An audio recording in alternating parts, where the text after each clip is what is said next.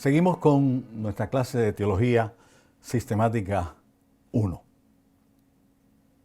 En el segmento anterior les dije que luego de manejar las 5 formas en que Richard Niebuhr nos dice que nos conectamos con la cultura, la fe con la cultura, Cristo con la cultura, les dije que en este segmento le iba a hablar sobre la fe que amamos. La fe que atesoramos en lo más profundo de nuestro corazón. Porque después de todo, y cuando yo le digo a ustedes esta realidad, esta fe es una fe que produce alegría y que produce gozo. La amamos. Y para amarla más tenemos que entenderla. Así que este evangelio que nos llega a nosotros es fruto de la lucha de muchos mártires. Esto no llegó así fácil a nuestras manos. Recuerdo que en ese primer concilio de Nicea, en el año 325, fue el concilio que convocó el emperador Constantino. Hasta ese momento, la iglesia era una iglesia perseguida. Confesar la fe cristiana era enfrentarse a la muerte. Así que si usted confesaba que Cristo era el Señor, usted se estaba exponiendo a que lo torturaran. Y muchos de los obispos que ahora Constantino le paga el viaje para ir al concilio de Nicea, eran personas que sufrieron por el evangelio. En ese concilio, algunos de ellos no pudieron hablar. Y no pudieron hablar porque no deseaban hablar. No pudieron hablar porque no tenían lengua. Porque en el proceso de persecución le cortaron la lengua. Porque hablaban de la fe. Otros iban con un brazo menos. Porque en el proceso de la persecución le quitaron, torciéndole un brazo, lo perdieron. Otros iban con sus rostros mutilados. Iban mutilados físicamente por mantener incólume una fe que salva. Esta fe que nosotros hemos recibido es una fe que le costó no solamente la muerte, la vida a nuestro Salvador, también le costó el dolor y la aflicción a los que siguieron el llamado de Jesucristo. Como él dijo, si estas cosas se hicieron en el árbol verde, ¿qué no harán en el árbol seco? Así que esta fe es fruto de la lucha de muchos mártires. Es también esta fe el trabajo de los copistas de la Biblia que escribieron esta revelación. O sea, hubo gente que estuvo copiando en lugares muy inhóspitos, oscuros, sin posibilidades. Tenían que pasar horas, largas horas, copiando mientras uno dictaba. Esta fe que tenemos nosotros es el resultado de madres que enseñaron a sus hijos.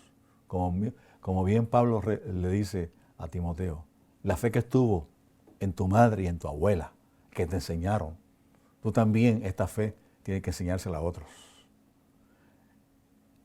Esta fe que nosotros hemos recibido es la fe que misioneros y predicadores, arriesgando su vida, llevaron por todos los lugares. Salieron de sus países, a veces sin saber el idioma a donde iban, a veces ciertamente como peregrinos y extranjeros, convencidos de que era necesario que los pueblos recibieran a Jesucristo como Señor y Salvador. Convencidos de que era necesario que la recibieran antes de que el Señor retornara, porque muchos de ellos salieron a proclamar la palabra del Señor pensando que el tiempo se había acabado. Esa es la base, ese es el contenido, esa es la tremenda bendición de este evangelio, de esta fe que nosotros amamos, de esta fe extraordinaria que nos guía a las personas para poder entender esta enorme bendición. Esta fe nos lleva a decirles a ustedes que hay a mí por lo menos, a decirles que mantengamos una dulce advertencia.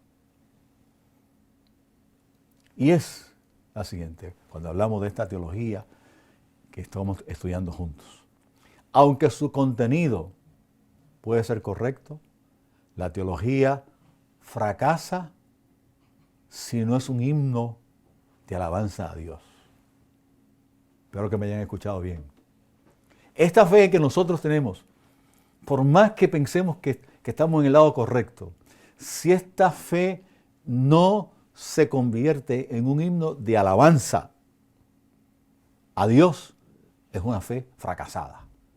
Cuando hablamos de teología, cuando estudiamos teología, cuando vivimos teología, tiene que ser un himno, un poema a la misericordia y a la gracia poderosa de Dios. Segundo lugar, no solamente tiene que ser una alabanza a la misericordia de Dios. En segundo lugar, tiene que ser una admisión de que nosotros somos pecadores. Pecadores, perdonados. Que hemos alcanzado la gracia de Dios, no porque nos lo merecemos o no la merecemos, la gracia de Dios, sino porque Él es misericordioso y nos dio esa gracia. En tercer lugar, tenemos que también reconocer que este evangelio es sencillamente poder y gracia de Dios. El poder no reside en usted. El poder no reside en mí. De ninguna manera. Una de las cosas que nos enseña este evangelio es que el poder reside en Dios. Así que cuando usted está en este proceso de estudiar y mirar la teología, recuerde que esto es gracia del Señor. Y en cuarto lugar, cuando estudiamos teología, y a mí me gusta decir esto, cuando hablamos de teología, y esto es una afirmación que hace Justo González, cuando hablamos de teología, hay que entender también que no estamos solos en este proyecto del estudio de la teología. En este proyecto del estudio de la teología, Dios mismo está con nosotros. Participa con nosotros en esta tremenda experiencia de buscar entendimiento, como decía San Anselmo, la fe busca su entendimiento. Cuando dentro de este contexto del análisis vemos que estudiar acerca de Dios debe ser un himno de alabanza, debe ser una admisión de nuestros pecados, debe ser una confianza en el poder y la gracia del Señor, también debe ser una experiencia de adoración. Dios es como si mirara sobre nuestros hombros y nos dijera, yo también participo contigo en este proceso de alabanza. ¿Cuál es la advertencia? ¿O cuáles son las advertencias? Uno, la teología, el estudio de la teología debe ser una alabanza al Dios de la gloria. En segundo lugar, debemos entender que es también una admisión de nuestra condición de pecadores. En tercer lugar, debe ser una experiencia de confesión de que el poder y la gloria y la gracia son de Dios. A Dios sea la gloria, a Dios sea el poder.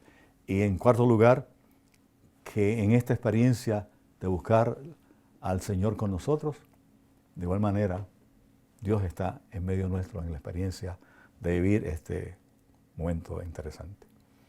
En el próximo segmento vamos a hablar sobre la correspondencia entre Israel, la Iglesia y la Biblia, pues estamos hablando del contenido de esta fe que estamos estudiando y que se estudia de muchas maneras. Así que nuestro próximo segmento nos va a llevar a que nosotros podamos establecer una correspondencia entre lo que es la fe de Israel, lo que es la Iglesia, lo que es la Biblia y ciertamente lo que somos nosotros en el contexto donde nos ha tocado vivir este momento de la Iglesia. Usted en su contexto, usted que está en su casa, unido a los estudiantes y buscando significado para vivir victoriosamente su fe. Nos vemos en el próximo segmento.